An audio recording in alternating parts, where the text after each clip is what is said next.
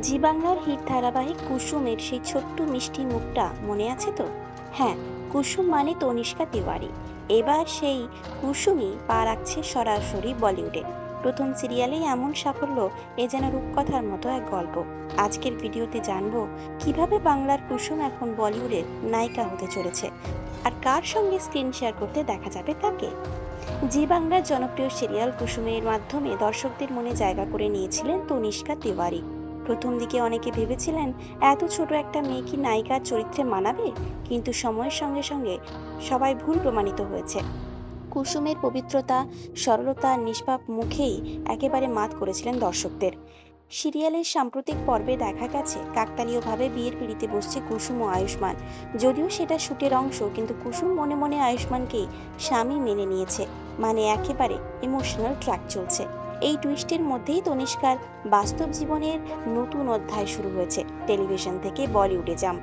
হ্যাঁ, সোশ্যাল মিডিয়ায় তনিষ্কা নিজেই পোস্ট করে জানিয়েছেন, এটা অসাধারণ অভিজ্ঞতা ছিল। আমার প্রথম হিন্দি ছবি তুম অর मैं ছবির শুটিং ফ্লোর থেকে একাধিক ছবি শেয়ার করেছেন তিনি। সেখানে দেখা গেছে সিনিয়র অভিনেত্রী তনুজার সঙ্গে তনিষ্কার এক ফ্রেমে। মানে বলিউডে তার প্রথম ছবিতে স্ক্রিন শেয়ার করছেন এক লেজেন্ডের সঙ্গে। তনিষ্কার পোস্ট দেখেই ফ্যানেরা ভালোবাসায় ভরিয়ে দিয়েছেন কমেন্ট সেকশন। কেউ লিখেছেন, তুমি অনেক দূর যাবে কুসুম। কেউ আবার বলছেন, আমাদের গর্ব তুমি। বাংলার দর্শকেরা তো একেবারে আপ্লুত, কারণ প্রথম ধারাবাহিকেই যে নায়িকা বলিউডে ডেবিউ করছে, এমন উদাহরণ বিরল। এই মুহূর্তে কুসুম ধারাবাহিকের পাশাপাশি তনিষ্কা ব্যস্ত তার বলিউড প্রজেক্টে। পরিচালকেরা ইতিমধ্যেই বলেছেন এই মেয়ের মধ্যে আছে ন্যাচারাল স্ক্রিন প্রেজেন্স।